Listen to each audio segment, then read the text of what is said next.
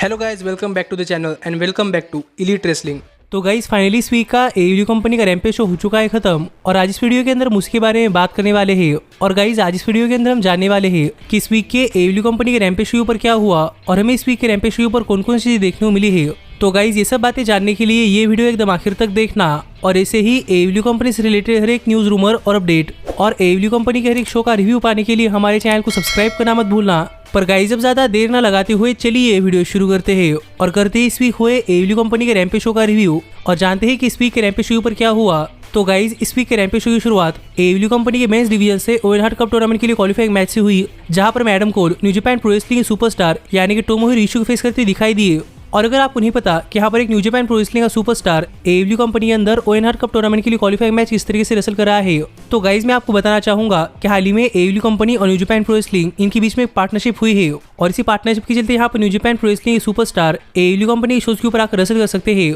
पर जहां तक बात है इस मैच की, तो गाइज इस मैच की शुरुआत में एडम कोल इसी से दूर भाग रहे थे क्योंकि शुरुआत में इस मैच के अंदर इशी ने एडम कोल के ऊपर काफी तगड़ा अटैक कर दिया था। पर एक टाइम के ऊपर एडम कोल ने इशी का अटैक रिवर्स कर दिया, जिससे कि टोमोहिरो इशी सीधा जाकर रिंग पोस्ट के ऊपर टकरा गए और इसके चलते एडम कोल इस मैच के अंदर अपना कमबैक कर पाए। और इसके बाद एडम कोल ने इस मैच के अंदर टोमोहिरो इशी के ऊपर काफी तगड़ा अटैक करना स्टार्ट कर दिया। पर एक टाइम के ऊपर इशी ने इस मैच के अंदर अपना काफी तगड़ा कमबैक कर लिया, जहां पर एडम कोल के अटैक का इशी के ऊपर कुछ असर नहीं हो रहा था और यहाँ पर इशी ने एडम कोल के ऊपर काफी तगड़े मूव्स लगा दिए, पर फिर भी एडम कोल किक आउट कर पा रहे थे, जो देखकर इशी यहाँ पर काफी गुस्सा हो रहे थे और इसी के इसी गुस्से का फायदा उठाकर एडम कोल इशी के ऊपर अपना फिनिशर लगाने के लिए गए, लेकिन टोमोहिरो इशी ने रिवर्स कर दिया और टोमोहिरो इशी ने एडम कोल के ऊपर काफी खतरनाक क्लोज लाइन लगा दी और यहाँ पर टोमोहिरो इशी मैच जीतने के लिए जा ही रहे थे, लेकिन तभी यहाँ पर जे व्हाइट आ गए और यहाँ पर आकर जे व्हाइट ने रिंग साइड पर खड़े हुए रॉकी रोमेरो के ऊपर अटैक कर दिया, जो कि यहाँ पर टोमोहिरो इशी की तरफ से आए थे और रॉकी रोमेरो के ऊपर अटैक देखकर टोमोहिरो इशी डिस्ट्रैक्ट हो गए और इसी चीज का फायदा उठाकर एडम कोल ने टोमोहिरो इशी के ऊपर एक लो ब्लो लगा दिया और टोमोहिरो इशी के ऊपर अपना फिनिशर यानी कि बूम लगाकर यहाँ पर टोमोहिरो इशी को पिन कर एडम कोल ने ये मैच जीत लिया है। और guys Adam Cole oven heart cup tournament के लिए क्वालिफाई हो चुके हैं,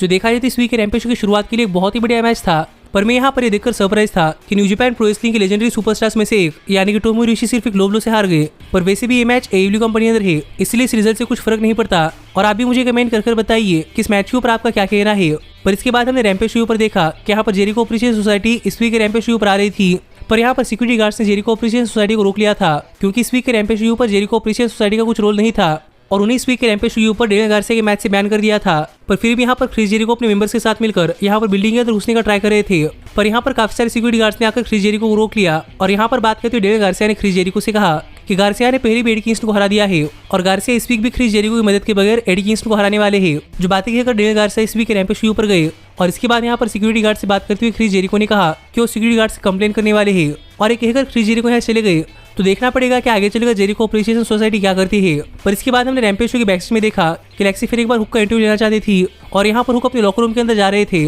और जैसे हुक अपने लॉकर रूम के अंदर गए तो वहाँ पर हुक और लेक्सी ने देखा कि यहाँ पर डैना हाउसन ने हुक की चिप्स फेंक दिए हैं और यहाँ पर हुक से बात करते हुए डैना हाउसन ने कहा कि डैना हाउसन को पता चल चुका है कि हुक हमेशा से चिप्स खाते हैं और शायद इसी की वजह से डैना हाउसन के कर्स हुक के ऊपर वर्क नहीं कर रहे, जो बात यहाँ पर डैना हाउसन ने कही। पर यहाँ पर हुक के देखकर काफी गुस्सा हो चुके थे कि डैना हाउसन ने हुक की चिप्स फेंक दिए और यहाँ पर डैना हाउसन को पकड़कर हुक ने कहा कि हुक ने डैना हाउसन का चैलेंज एक्सेप्ट कर लिया है और हुक डैना हाउसन के खिलाफ एक मैच हासिल करने के लिए रेडी है। जो बातें कहकर हुक यहाँ चले गए, तो अब देखना पड़ेगा कि हमें डैना हाउसन और हुक इनके बीच में एक मैच कब देखने को मिलता है और ये मैच कितना बढ़िया मैच होता है और इस मैच का रिजल्ट क्या आता है। और आप भी मुझे कमेंट कर बताइए कि इसके ऊपर आपका क्या कहना है। पर इसके बाद हमने इस वीक के रैम्पेज शो पर देखा कि यहाँ पर लांस आर्चर अपने मैच के लिए आ रहे थे, जहाँ पर उनके अपोनेंट सुरपेंटिको थे और ये मैच शुरू होने से पहले सुरपेंटिको ने लांस आर्चर के ऊपर अटैक कर दिया, पर इस अटैक से लांस आर्चर को कुछ फर्क नहीं पड़ा और यहाँ पर लांस आर्चर ने सुरपेंटिको को उठा कर पटका और ये मैच शुरू होने कुछ ही देर बाद सुरपेंटिको को रिंग के अंदर ले जाकर यहाँ पर लांस आर्चर ने सुरपेंटिको के ऊपर अपना फिनिशर यानी कि ब्लैकआउट लगा दिया और यहाँ पर सुरपेंटिको को पिन कर लांस आर्चर ने मैच जीत लिया है। पर गाइस ये मैच खत्म होने के बाद भी यहाँ पर लांस आर्चर ने वार्डलो के पावरबॉम्ब सिम्फनी की तरह ही सुरपेंटिको के ऊपर अपने मल्टीपल चोक स्लिम्स लगाए, जिससे कि यहाँ पर लांस आर्चर ने वार्डलो को एक मैसेज सेंड कर दिया है कि लांस आर्चर वार्डलो के लिए आने वाले हैं। तो देखना पड़ेगा कि जब नेक्स्ट वीक के डायनामाइट शो पर लांस आर्चर और वार्डलो इनके बीच में एक मैच होता है तो ये मैच कितना बढ़िया मैच होता है। पर इसके बाद हमें रैम्पेज शो पर टोनी नीस के लिए बेस्ट सेगमेंट देखने को मिला, जहां पर हमने देखा कि टोनी नीस और मार्क स्टर्लिंग बात करते हुए कह रहे थे कि finally one of the best free agents में से एक यानी कि टोनी नीस ने मार्क स्टर्लिंग के साथ एक कॉन्ट्रैक्ट साइन कर लिया है और अब मार्क स्टर्लिंग टोनी नीस को एडब्ल्यू कंपनी के टॉप के ऊपर ले जाने वाले हैं। जो बात यहाँ पर मार्क स्टर्लिंग ने कही, तो देखना पड़ेगा कि ऐसा होता है या नहीं। पर इसके बाद हमें इस वीक रैम्पेज शो पर एडी किंग्स्टन डेनियल गार्सिया को फेस करते हुए दिखाई दिए और गाइस पता नहीं आप में से कितने लोगों ने इस मैच के लिए एक चीज नोटिस की, लेकिन मैंने यहाँ पर एक चीज नोटिस की थी कि इस राइवलरी के अंदर डेनियल गार्सिया एक हील सुपरस्टार है और एडी किंग्स्टन एक फेस सुपरस्टार, लेकिन इस मैच के लिए एडी किंग्स्टन ने हील टनल से एंट्रेंस किया और डेनियल गार्सिया ने फेस टनल से इसलिए मैं यहाँ पर थोड़ा फॉर कंफ्यूज हो चुका हूँ कि इस मैच के अंदर कौन सा सुपरस्टार फेस है और कौन सा सुपरस्टार हील है। पर जहाँ तक बात इस मैच की, तो गाइस जैसे ही मैच शुरू हुआ वैसे एडी किंग्स्टन ने इस मैच के अंदर डेनियल गार्सिया के ऊपर अटैक करना स्टार्ट कर दिया। और यहाँ पर एडी किंग्स्टन डेनियल गार्सिया के ऊपर काफी रूथलेसली अटैक कर रहे थे। पर एक टाइम के ऊपर एडी किंग्स्टन ने अटैक रिवर्स कर यहाँ पर डेनियल गार्सिया ने एडी किंग्स्टन के रिब्स को टारगेट करना स्टार्ट कर दिया। और इस पूरे के पूरे मैच के अंदर डेनियल गार्सिया ने एडी किंग्स्टन के रिब्स के ऊपर अटैक किया है, जिससे कि एडी किंग्स्टन इस मैच के अंदर रसल करने के लिए स्ट्रगल कर रहे थे। और एडी किंग्स्टन बार बार गार्सिया के ऊपर अपना फिनिशर लगाने के लिए जाते, पर बार बार गार्सिया रिवर्स कर रहे थे। पर यहीं पर suddenly out of nowhere Eddie Kingston ने डेनियल गार्सिया के ऊपर अपना फिनिशर यानी कि स्पिनिंग बैकफिस्ट लगा दिया। और यहाँ पर डेनियल गार्सिया को पिन कर एडी किंग्स्टन ने मैच जीत लिया है। जो देखा जाए तो इस वीक रैम्पेज शो पर एक ठीक ठाक मैच था, क्योंकि मैच उतना बढ़िया मैच नहीं था जितने बढ़िया मैचेस हम इससे पहले एडी किंग्स्टन और डेनियल गार्सिया के बीच में देखने को मिले हैं। पर ये मैच खत्म होने के बाद यहाँ पर एडी किंग्स्टन के हाथ के अंदर बेल्ट था और देखने में ऐसा लग रहा था कि प्रॉब्ली एडी किंग्स्टन उस बेल्ट से डेनियल गार्सिया के ऊपर अटैक करने वाले हैं। पर यहाँ पर माइक लेकर डेनियल गार्सिया से बात करते हुए एडी किंग्स्टन ने कहा कि डेनियल गार्सिया जाकर क्रिस जेरिको को बताए कि एडी किंग्स्टन अपना बेल्ट क्रिस जेरिको के लिए बचाने वाले हैं। और जब क्रिस जेरिको एडी किंग्स्टन के सामने आएंगे तब एडी किंग्स्टन उस बेल्ट से क्रिस जेरिको के ऊपर अटैक करने वाले हैं। जो बात यहाँ पर एडी किंग्स्टन ने कही, तो देखना पड़ेगा कि हमें आगे चलकर एडी किंग्स्टन और क्रिस जेरिको फिर एक बार एक दूसरे के आमने सामने की बातें भी दिखाई देते हैं। पर इसके बाद हमने देखा कि टोनी शिवानी बैक्स्टेज में कीथ ली और स्कॉट स्टिटलैंड का इंटरव्यू ले रहे थे। और यहाँ पर बात करते हुए टोनी शिवानी ने कीथ ली से पूछा कि कीथ ली और स्कॉट स्टिटलैंड पावर ऑफ सॉप्स और रिकी स्टार्स इनके खिलाफ का अपना मैच हार चुके हैं, तो इनके लिए फ्यूचर क्या होने वाला है। और यहाँ पर इस सवाल का जवाब देते हुए कीथ ली ने कहा कि कीथ ली ने अपने पूरे करियर के अंदर हमेशा से टैज को एक आइडल माना है, पर टैज हमेशा वही करते हैं जो कि उनके लिए सही होता है। और इसी वजह से रिकी स्टार्स और पावर ऑफ सॉप्स उनका ये मैच जीत पाए हैं। और यहाँ पर बात करते हुए स्कॉट स्टिटलैंड ने कहा कि माना कि रिकी स्टार्स ने बैटल जीत ली है, लेकिन अभी वो और बाकी है, जिससे हम समझ सकते हैं कि हमें अभी कीथ ली और स्कॉट स्टिटलैंड और रिकी स्टार्स और पावर ऑफ सॉप्स इनके बीच में एक राइवलरी कंटिन्यू होती हुई दिखाई देने वाली है। तो देखना पड़ेगा कि राइवलरी कितनी आगे जाती है। पर इसके बाद यहाँ पर स्कॉट स्टिटलैंड को जवाब देते हुए कॉमेडी टीम के ऊपर बैठे हुए रिकी स्टार्स ने कहा कि स्कॉट स्टिटलैंड और कीथ ली कितना भी ट्राई करे, लेकिन वो कभी भी रिकी स्टार्स और पावर ऑफ सॉप्स को नहीं हरा पाएंगे। जो बात यहाँ पर रिकी स्टार्स ने कही, तो देखना पड़ेगा कि यहाँ पर रिकी स्टार्स की बातें सच है या नहीं। पर इसके बाद हमें रैम्पेज शो पर देखा कि टोनी शिवानी बैकस्टेज में ओवन हार्ट कप टूर्नामेंट के लिए क्वालिफाइंग सुपरस्टार्स यानी कि ब्रिट बेकर, जेमी हेटर और टोनी स्टॉर्म इनका इंटरव्यू ले रहे थे। और यहाँ पर बात करते हुए ब्रिट बेकर ने कहा कि टोनी शिवानी के राइट साइड की सुपरस्टार यानी कि ब्रिट बेकर और जेमी हेटर यही वो सुपरस्टार्स होने वाली है जो कि ओवन हार्ट कप टूर्नामेंट जीतेगी।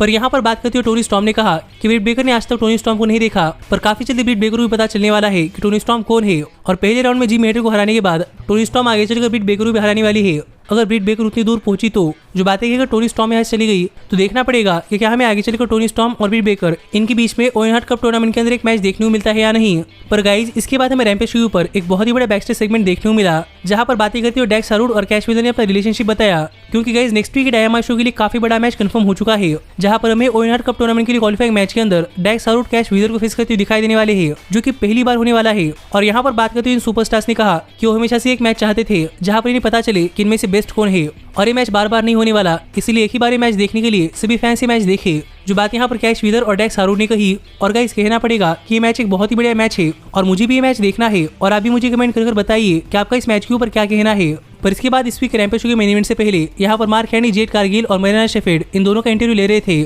और यहाँ पर मार्क हेनरी ने जेड कारगिल से पूछा कि जेड कारगिल अपने अपोनेंट यानी कि मरीना शेफर्ड के लिए इतनी कूल क्यों है, जिसका जवाब देते हुए जेड कारगिल ने कहा कि जेड कारगिल हमेशा की तरह ही अपना मैच जीतने वाली है और उन्हें मरीना शेफर्ड से कुछ फर्क नहीं पड़ता। पर यहाँ पर बात करते हुए मरीना शेफर्ड ने कहा कि मरीना शेफर्ड का नाम तो प्रॉब्लम है और वो जेड कारगिल के लिए प्रॉब्लम होने वाली है, क्योंकि आज उन दोनों में से किसी एक की विनिंग स्ट्रिक टूटने वाली है और वो जेड कारगिल होने वाली है। जो बात यहाँ पर मरीना शेफर्ड ने कही, जिस सब के बाद फाइनली यहाँ पर टाइम हो चुका था इस वीक के रैम्पेज शो के मेन इवेंट का, जहाँ पर मैं जेड कारगिल अपनी TBS women championship Marina shepherd के अगेंस्ट डिफेंड करती हुई दिखाई दे रही थी। और अगर यहाँ पर हम बात करें इस मैच की, तो गाइस जैसे ही मैच शुरू हुआ वैसे ही मरीना शेफर्ड ने जेड कारगिल के पैरों को टारगेट करना स्टार्ट कर दिया। और मरीना शेफर्ड इस मैच की शुरुआत से जेड कारगिल के पैरों को टारगेट कर रही थी, पर जेड कारगिल ने मरीना शेफर्ड का अटैक रिवर्स कर मरीना शेफर्ड के ऊपर अपने बहुत ही बढ़िया मूव्स लगाए। और हमेशा की तरह एक टाइम की ओर मार्क स्टर्लिंग ने इस मैच के अंदर रेफरी को डिसाइड किया, जिसका फायदा उठाकर जेड कारगिल इस मैच के अंदर चीटिंग कर मरीना शेफर्ड के ऊपर काफी तगड़े मूव्स लगाए। और जैसा कि जेड कारगिल ने कहा था वैसा ही जेड कारगिल इस मैच के अंदर डोमिनेट कर रही थी। पर एक टाइम के ऊपर मरीना शेफर्ड ने इस मैच के अंदर अपना कमबैक कर लिया और फिर एक बार मरीना शेफर्ड ने जेड कारगिल के पैरों के ऊपर काफी तगड़ा अटैक करना स्टार्ट कर दिया। जो अटैक देखकर मार्क स्टर्लिंग ने फिर एक बार इस मैच के इंटरफेयर किया, पर इस बार मरीना शेफर्ड ने मार्क स्टर्लिंग के ऊपर अटैक कर दिया। पर इस डिस्ट्रैक्शन का फायदा उठाकर जेड कारगिल इस मैच के अंदर अपना कमबैक कर जेड कारगिल ने मरीना शेफर्ड के ऊपर कमेंट्री टेबल के ऊपर एक बहुत ही बड़ा चोकस्लिम लगा दिया और इनके अंदर ले जाकर मरीना शेफर्ड के ऊपर अपना फिनिशर यानी कि जेड लगाकर यहाँ पर मरीना शेफर्ड को पिन कर जेड कारगिल ने ये मैच जीत लिया है। जो देखा जाए तो इस वीक के रैम्पेज शो के मेन इवेंट के अंदर एक ठीक ठाक सा मैच था, क्योंकि गाइज मुझे ऐसा लग रहा था कि प्रॉब्ली ये मैच एक बहुत ही बढ़िया मैच होगा, लेकिन ऐसा नहीं हुआ और ये मैच एक एवरेज मैच था जहां पर जेट कारगिल ने मैच जीत लिया है और उनका रिकॉर्ड 30-0 हो चुका है और मरीना शेफर्ड की विनिंग स्ट्रीक टूट चुकी है और ऐसे ही स्पीकर रैम्पेज शो ऑफे चला गया। और यही सब चीजें थी जो कि स्पीकर रैम्पेज शो ऊपर हुई, जिस सब के ऊपर आपका क्या कहना है ये आप मुझे कमेंट कर बताइए और ये भी कमेंट कर बताना मत भूलना कि आपको ये रैम्पेज शो कैसा लगा। पर मुझे तो ये रैम्पेज शो एक ठीक ठाक रैम्पेज शो लगा है। पर आप ऐसे ही एडब्ल्यू कंपनी से रिलेटेड हर एक न्यूज, रूमर और अपडेट और एडब्ल्यू कंपनी के हर एक शो का रिव्यू पाने के लिए हमारे चैनल को सब्सक्राइब करना मत भूलना। पर गाइज अब मैं मिलता हूँ आपसे अगली वीडियो के अंदर, पर तब तक stay healthy, stay happy and keep watching elite wrestling. Hey, did you like that video? Click the screen for more. And where do you think you're going? Check out our official merchandise page and to support the entire cast. And thanks so much for being the elite. The elite, the elite. What, Nick, you're not going to sing it all with me this time?